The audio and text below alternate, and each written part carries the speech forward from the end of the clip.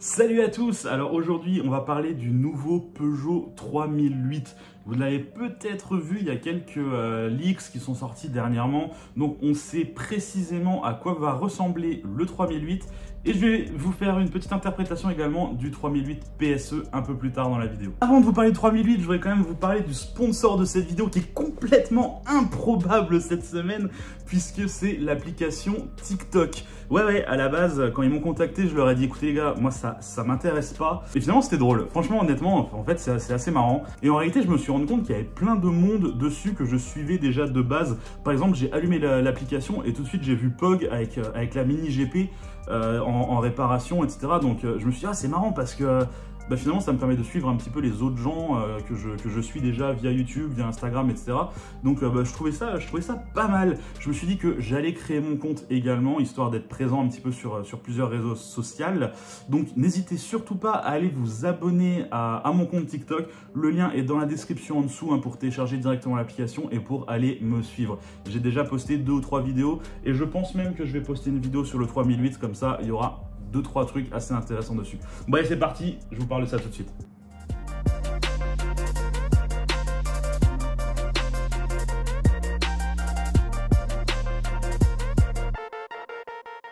Bon, si vous suivez un petit peu l'actualité automobile, vous avez vu il y a quelques jours des images qui sont sorties, ce qu'on appelle des leaks, clairement.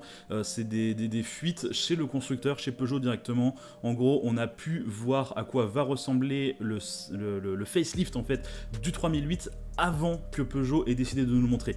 Normalement, ça va être présenté dans quelques semaines, voire quelques mois, mais ça devrait arriver assez vite. Cela dit, nous, on a déjà les visuels, on sait déjà à quoi ça va ressembler, donc c'est plutôt cool, on va pouvoir analyser cela ensemble. Alors déjà, on va se rendre compte qu'ils ont décidé de ne pas prendre les mêmes LED que sur la 208, que sur le 2008, c'est-à-dire qu'on n'a pas les 3 bandes comme on aurait pu s'y attendre, comme je pensais honnêtement que ça allait être la nouvelle signature Peugeot. Là, on se rend compte qu'on est sur quelque chose, on est sur des phares un peu plus proches de ce qu'on a sur la 508 quelque part, que ce soit au niveau de la forme, ou que ce soit au niveau du traitement des ampoules, etc. Où clairement on a les 2 gros ronds qui représentent les phares et ensuite les crocs sur les côtés. Les crocs qui viennent forcément également servir de clignotants. Ensuite, on a ces grosses entrées d'air sur le côté. Alors, je ne sais pas si elles seront réelles ou si ce seront juste des sortes de grilles en plastique qui ne servent pas à grand chose. Mais en tout cas, elles sont là et je pense que ça vient un petit peu cacher le vide qu'il y aurait eu si jamais elles n'avaient pas été là. Moi, ce que je voudrais souligner quand même, c'est le traitement de la calandre qui est assez différent, notamment avec ces petites lignes qui viennent passer sous les phares et qui viennent créer une calandre qui semble être plus grande que d'origine. On a accès à d'autres images et grâce à cela on peut se rendre compte que les ailes n'ont pas changé, les ailes sont les mêmes, le capot est le même, on va vraiment seulement changer les phares avant et tout le pare-choc à l'avant. On a également accès à une photo de l'arrière qui nous montre qu'il n'y a vraiment pratiquement pas de changement, peut-être une légère modernisation des blocs de feu arrière, mais sinon on est sur quelque chose de très proche de ce qu'on a actuellement, ce qui est pas plus mal puisque de toute façon l'arrière est déjà au goût du jour, on est déjà sur le style Peugeot qui a été mis en place encore avec la 208, avec la 2008, on est vraiment sur ce style là que de toute façon on connaît, donc il n'y a pas de grosse surprise à ce niveau là. On se retrouve également avec une image de l'intérieur, mais encore une fois très peu de changements par rapport au véhicule qu'il est en train de remplacer.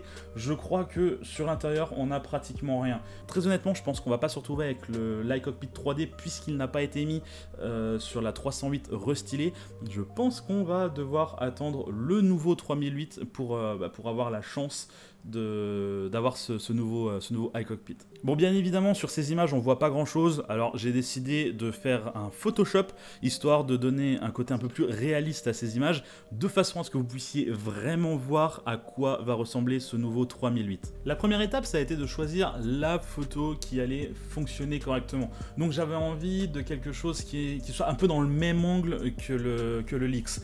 Alors, quoi qu'il arrive, j'allais devoir tout reconstruire, mais ça allait me faciliter les choses un petit petit peu pour la mise en place des différents éléments, etc. Donc là, moi, j'ai commencé par créer toute la partie noire, donc la grosse partie qui change entre l'ancien 3008 et le facelift, c'est-à-dire toute la partie avec la calandre, avec les phares, etc. C'est vraiment cette partie qui change. Donc c'est la partie que je voulais commencer à dessiner. Ensuite, forcément, j'essaie d'estimer un petit peu où allaient se trouver les LED, où allait se trouver la grille qui vient en bas, etc. Parce qu'il y a eu quand même pas mal de changements à ce niveau-là, toute cette partie en bas, etc. Ils ont vraiment fait beaucoup de changements. Autant le capot est le même, autant les ailes sont les mêmes.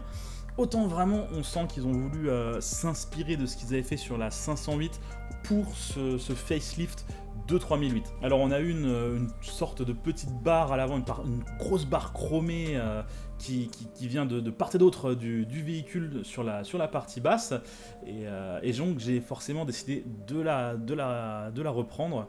Là où ça a été un peu plus compliqué, c'est pour venir dessiner les phares, parce que j'avais beaucoup de mal à trouver les bonnes proportions. Je trouvais qu'il y avait un petit problème quelque part au niveau des proportions des phares, mais j'ai fini par trouver les bonnes proportions, quelque chose qui correspond bien aux images qui ont été diffusées sur internet. Donc normalement on devrait être relativement proche de ce résultat là. Alors là je m'embête un petit peu à recréer les phares manuellement.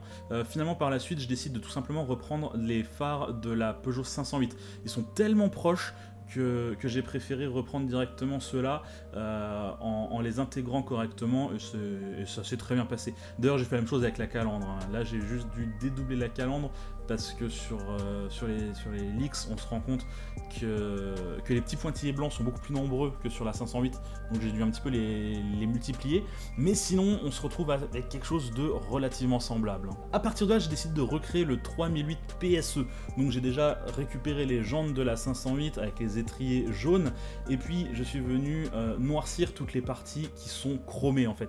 Je voulais que absolument tout le chrome de la voiture soit noir, avec juste quelques petits détails en jaune un peu acide comme sur la PSE, et puis venir simplement créer une peinture grise qui vient renforcer encore ce côté PSE. Je voulais pas changer tout le kit à l'avant parce que j'ai l'impression que ce n'est pas le but de Peugeot. Ils veulent plutôt faire quelque chose de pas trop cher au niveau carrosserie, j'ai l'impression. Donc les changements sont minimes. Par contre au niveau des couleurs ça change énormément. C'est-à-dire qu'on se rend compte que sur la 508 PSE tout devient noir, donc j'ai voulu avoir la même chose pour ce 3008 PSE. Donc voici le résultat, voici ce que pourrait être le 3008 PSE. Alors il n'a pas été annoncé, mais à mon sens c'est évident qu'il arrive, parce que vu la situation, vu tout ce qui se passe, si jamais la 508 PSE fonctionne correctement, ils vont forcément vouloir recréer une version PSE sur un autre véhicule.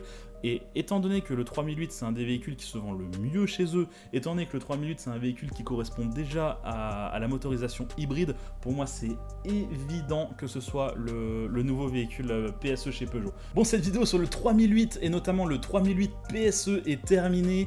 Dites-moi dans les commentaires ce que vous en avez pensé, si vous pensez que effectivement la version PSE va ressembler à ça, ou si peut-être il n'y aura pas de version PSE. En tout cas, donnez-moi votre avis, ça m'intéresse énormément de savoir ce que vous pensez de tout ça. Comme d'habitude, vous pouvez regarder d'autres vidéos et vous abonner si ce n'est pas déjà fait. Allez, salut!